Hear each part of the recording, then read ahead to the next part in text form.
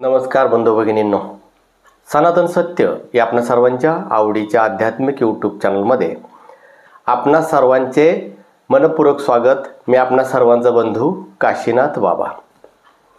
बंधू भगिनींनो, संपूर्ण सृष्टीला, संपूर्ण ब्रह्मांडाला ओढ लागलेली असते ती म्हणजे महाशिवरात्रीची। महाशिवरात्री वर्षातून एक वेळेस येत असते। महाशिवरात्रीचं महत्त्व असं की असं म्हटलं जातं की भगवान शिवाला ही रात्र अत्यंत प्रिय आहे। जर महाशिवरात्रीचं भौगोलिक स्थिती पाहिली तर ग्रह ताऱ्यांच्यामध्ये विशेष बदल झालेले असतात। ब्रह्मांडीय ऊर्जा आनंदपटीने वाढलेली असते। जर कोणी सूक्ष्म साधना करत असेल तर त्याला महाशिवरात्रीला सृष्टीमध्ये होणारे बदल जाणवत असतात। आता महाशिवरात्रीला पूजा कशी करायची? भगवान शिवशंकरांचा कोणता मंत्र असा आहे जो अतिशय दुर्मिळ आणि प्रभावी आहे, ज्याच्या जपानं अनेक गोष्टी सिद्ध होतात? हे मी सर्व सविस्तर सांगणार आहेच, परंतु त्यापूर्वी मी आपणास महाशिवरात्रीचे जे मुहूर्त आहेत 26 तारखेचे ते सर्व अगोदर मी सविस्तर सांगतो। महाशिवरात्री बुधवार दिनांक 26 फेब्रुवारी 2025 रोजी आहे। यामध्ये फाल्गुन कृष्ण चतुर्दशीची सुरुवात 26 फेब्रुवारीला सकाळी 11:08 होत आहे व याची समाप्ती 26 फेब्रुवारी सकाळी 8:54 होत आहे। आता महाशिवरात्रीची पूजा करण्याचे 4 प्रहर असतात आणि हे 4 प्रहर कोणते हे पाहूया। यातील पहिला प्रहर आहे 26 फेब्रुवारीला संध्याकाळी 6:43 पासून ते रात्री 9:47 पर्यंत। पूजेचा दुसरा प्रहर आहे 26 तारखेला रात्री 9:31 पासून ते मध्यरात्री 12:51 पर्यंत। तिसरा प्रहर महाशिवरात्रीच्या मध्यरात्री 12:51 पासून ते पहाटे 3:55 पर्यंत व चौथा प्रहर 27 फेब्रुवारीला पहाटे 3:55 पासून ते सकाळी 6:59 पर्यंत असे हे 4 प्रहर आहेत। निश्चित काल उत्तर रात्री 12:27 म्हणजे 26 तारखेच्या उत्तर रात्रीला 12:27 ते उत्तर रात्री 1:16 पर्यंत म्हणजे निश्चित कालामधील पूजा सुद्धा चांगली मानली जाते। यासाठी हे प्रहर दिलेले आहेत। प्रत्येक ठिकाणी थोडंसं मिनिट सेकंद आजूबाजूला होऊ शकतात, परंतु या मिनिटाप्रमाणे जर तुम्हाला 4 प्रहामध्ये पूजा करायची असेल तर करू शकता। तर बंधू भगिनींनो, हे झाले महाशिवरात्रीचे 4 प्रहर। आता अनेकांच्या मनामध्ये अशी शंका किंवा प्रश्न निर्माण होतो की महाशिवरात्रीला शिवशंभोंची विशेष पूजा कशी करायची? खरं पाहिलं तर अनेक लोक म्हणतात की भगवान शिवशंकराला बेलपत्र आवडतं, गंगाजल आवडतं, दूध आवडतं, धोत्रा आवडतो, हे आवडतं, ते आवडतं। परंतु माझ्या मते या शास्त्रातील काही घटना असतील, यात काही डाऊट नाही, परंतु भगवान शिवशंकराला हे आवडतं हे म्हणणं देखील चुकीचं आहे। कारण आवडी निवडीच्या पलीकडे जो गेलाय तो महादेव। या जीवांच्या कल्याणासाठी, जीवसृष्टी वाचवण्यासाठी जे जे करता येतं ते महादेवाने केलेलं आहे। विषसुद्धा त्यानं पिलेलं आहे। साक्षात कालीमातेच्या पायाच्या खाली जमिनीवरती शिवशंभो झोपलेला आहे की कारण पृथ्वी जळू नये। त्यामुळे शिवशंभोंना काय आवडतं हा शब्द जरा चुकीचा होईल। तरी देखील षोडोपचारे पूजा कशी करायची हे मी आता आपणास सांगणार आहे। त्याचबरोबर भगवान शिवाचा एक दुर्मिळ मंत्र आहे, हा देखील मी आज आपणास महाशिवरात्री निमित्त देणार आहे। सर्वप्रथम शिवशंभोला जलाभिषेक म्हणजे पाण्याचा अभिषेक आवडतो असं म्हटलं जातं, म्हणजे जलाभिषेक। जलाभिषेकामध्ये जर तुम्हाला गंगाजल मिळालं आता गंगाजलाचा अभिषेक कसा करायचा की आपल्या घरातील नदीचं, विहिरीचं, बोरचं किंवा तुमच्या नळाला जे पाणी येत असेल ते पाणी घ्यायचं, त्यात थोडं गंगेचं पाणी टाकायचं आणि याचा अभिषेक करायचा. तुम्हाला गंगाजल भरपूर उपलब्ध असेल तरी काय हरकत नाही, तरी तुम्ही गंगाजलानं अभिषेक करू शकता. आता अभिषेक हा जलाचा झाला. यानंतर पंचामृत म्हणजे दूध, दही, मध, साखर असे वेगवेगळे 5 पदार्थ आपण जे पंचामृतामध्ये वापरतो, हे 5 पदार्थ म्हणजे पंचामृत. पंचामृताने भगवान शिवशंभोला स्नान घालायचं आहे. आता पहिला प्रश्न असा आहे की भगवान शिवशंभोंचा अभिषेक करायचा कशाचा? तर फोटो किंवा मूर्तीचा शक्यतो पूजा केली जात नाही. शिवलिंगालाच अभिषेक करायचा असतो. त्यामुळे इथं सर्वप्रथम पंचामृताने स्नान घाला. हे स्नान घातल्यानंतर जलाभिषेक करा. जलाभिषेक झाल्यानंतर चंदनाचा लेप शिवलिंगाला करा. भस्मही लावू शकता. याच्यावरती बेलपत्र,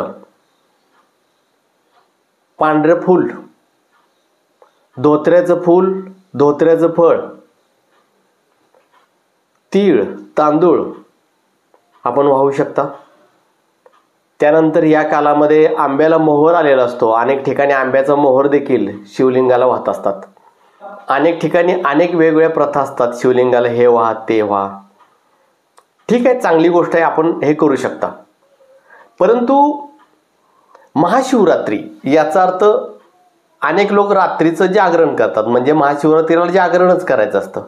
परंतु जागरण करत असताना हे लोक काय करतात की यांचा एक गैरसमज असा आहे की जागरण म्हणजे भजन करणं, डीजेचा आवाज लावणं, तंबाखू खाणं, चहा पिऊन झोप घालवणं म्हणजे जागरण नाही. जागरण म्हणजे आपल्या स्वमध्ये जागरण, आपल्या विचारामध्ये जागरण. खरोखरच ही रात्र आपणास काय शिकवते? इतकी वर्षे आपल्या जीवनातली निघून गेली, आपण काय केलं? काम, क्रोध, पैसा, धनधान्य, सेक्स याच्या पाठीमागच आपण धावत राहिलो. जे करायला आलो, जे शिवतत्व मिळवण्यासाठी आपण आलो होतो, ते मिळवलं का? याचं आत्मचिंतन करण्याची रात्र. आणि महाशिवरात्री दिवशी भगवान शिवांच्या मंत्रापैकी ओम नमः शिवाय हा मंत्र आपणा सर्वांना माहीत आहे. याचा जास्तीत जास्त जप करा. ओम नमः शिवाय, ओम नमः शिवाय याचा जास्तीत जास्त जप करा. यानंतर महामृत्युंजय मंत्राचा जप देखील आपण करू शकता. ओम त्र्यंबकम यजामहेम सुगंधिम पुष्टिवर्धनम उर्वारुकमिव वंदनान मृत्युर्मोक्षम यमामृतात हा जप देखील आपण या दिवशी जास्तीत जास्त जप करू शकता.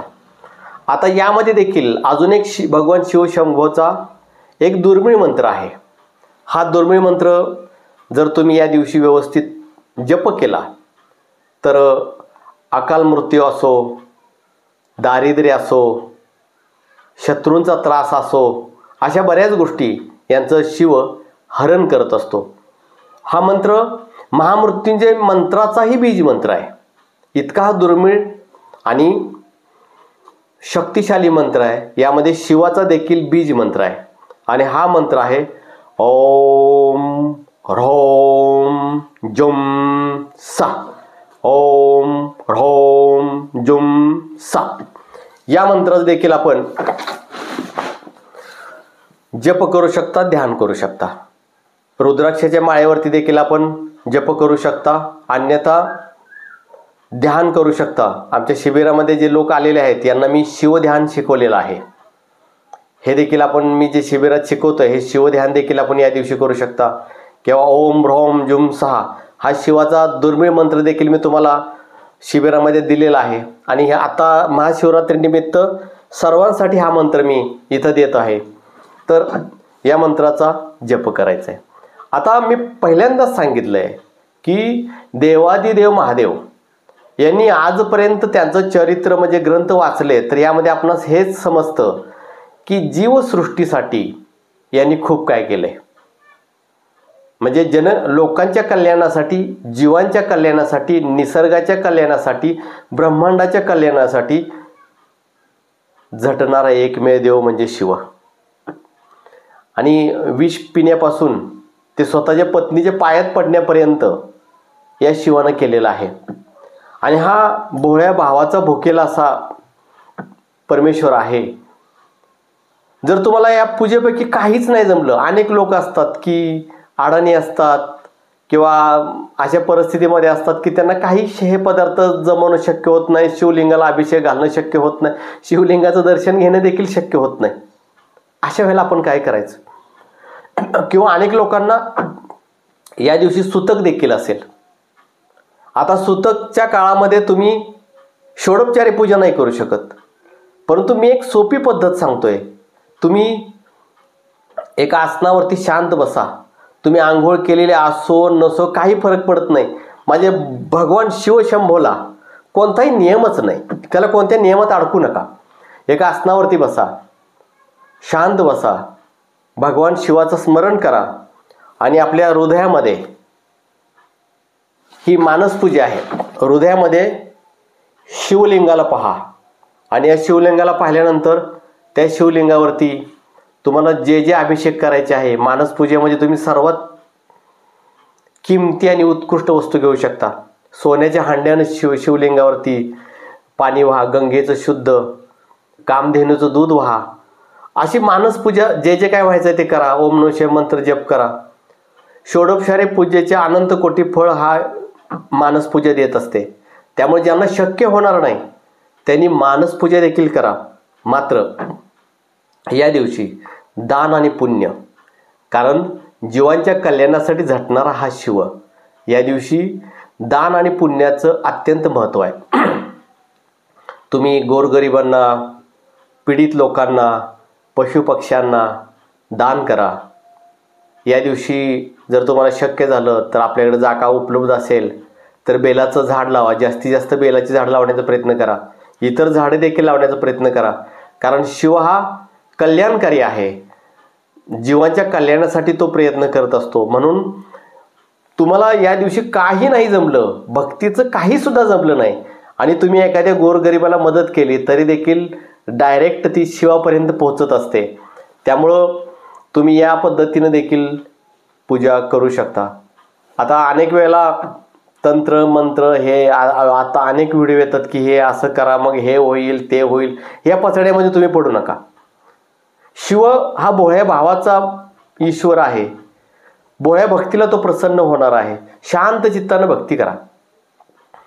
नाही जमलं जागेवर बसा, मनातल्या मनात त्याचं नामस्मरण करा तरी त्याच्यापर्यंत जाऊन पोहोचतंय. या पद्धतीनं आपण भक्ती करा. आणि महाशिवरात्रीचं जागरण म्हणजे मनपूर्वक जागरण. आता मी जर आपण मला कमेंट्स केली तर एक शिवध्यान त्याचं एक व्हिडिओ टाकेन. ते तुम्ही महाशिवरात्रीला जरी ऐकलं तरी त्याचं अनंत कोटी फळ तुम्हाला मिळणार आहे.